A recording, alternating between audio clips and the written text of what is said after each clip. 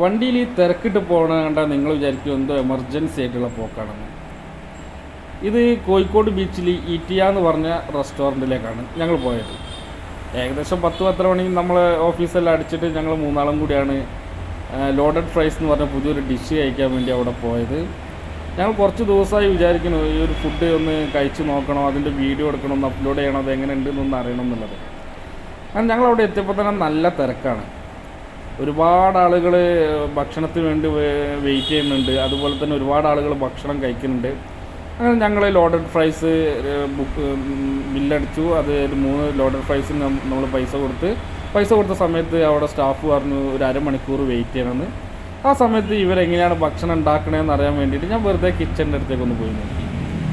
അപ്പോൾ അവർ ഈ ഗ്രില്ലിഡ് ചിക്കൻ പീസാക്കുന്നു. അതുപോലെ തന്നെ അതിൻ്റെ മുകളിൽ ഫ്രഞ്ച് ഫ്രൈസ്, മൈനോസ്, ലേസ് ഇതെല്ലാം കൂടി മിക്സ് ചെയ്തിട്ടുള്ളൊരു ഡിഷാണ് ഈ ലോഡഡ് ഫ്രൈസ്.